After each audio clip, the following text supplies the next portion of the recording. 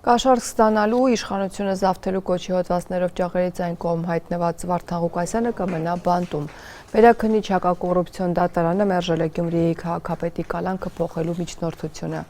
Փաստաբան Արամայիս Հայրապետյանը ազատությանն ասել է, որ 21 էջից բաղկացած հիմնավորումներ եւ ապացույցներ էին ներկայացրել, այդ թվում Ղուկասյանի պահման պայմանների եւ առողջական խնդիրների մասին, բայց դատարանը դրանք հաշվի չի առել։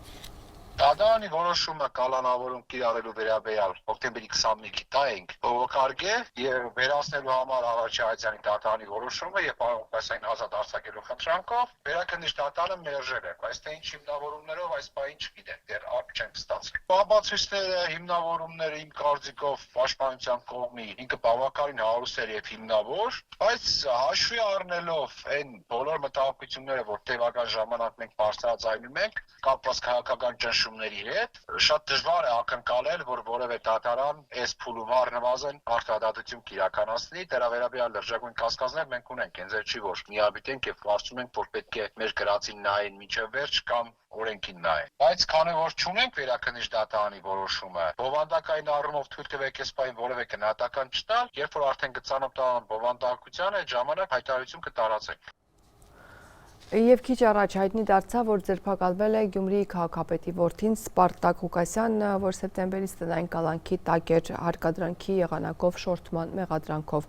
Քննչականից ազատությանը հայտնել են, որ նրա նկատմամբ հետապնդում է հարուցվել խուլիգանության հոդվածով։ Լրատվամիջոցների տեղեկություններով Սպարտակ Ղուկասյանը ձերբակալվել է 2 օր առաջ իր գործով դատական նիստից հետո հնչեցրած արտահայտությունների համար։ Փաստաբանի փոխանցմամբ Ղուկասյանին արդեն կալանավորելու միջնորդություն կա։ Այս հարցը կքննի Աջափնյակի դատարանը։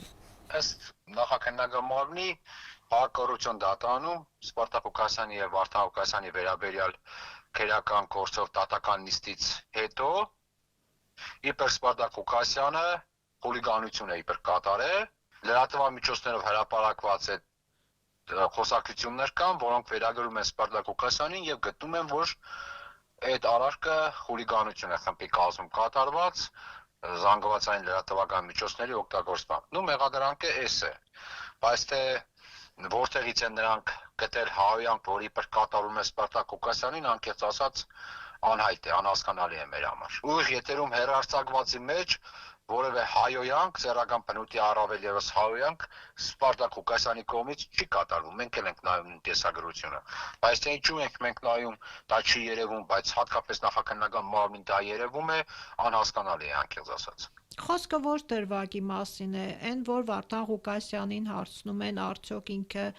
կաշառք վերցրել է, կարծեմ այդ դրվագին է վերաբերում։ Այո, դրանից հետո այդ դրվագին է վերաբերվում, այդ ամբողջ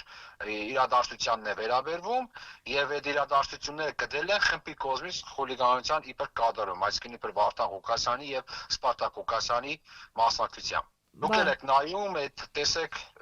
դուք նայեք կամ ցանկացած աստղնայի ուսումնասիրի տեսնի կոնկրետ Սպարտակ Ղուկասյանի կողմից որևէ սեռական բնույթի հայոյանք հնչեցվում է։ Այսինքն Վարդան Ղուկասյանին եւս ներկայացվելու է մեղադրանք։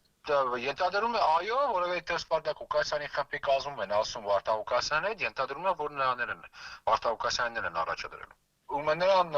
նա հրավիրել են Գյումրի քաղաքում գտնվող Շիրակի մարզային քննչական վարչություն, իբր հարցաքննության։ Ոստիկանների ուղեկցությամբ նա գնացել է քննչական վարչություն, որպեսզի ներկայանա քննիչին հարցաքննության, դեռ չմտած վարչության շենք, դիմակավորված անձիկ նրան հարկադրաբար այդ առևանգման նմանվող գործողություններով նսել է մեքենան եւ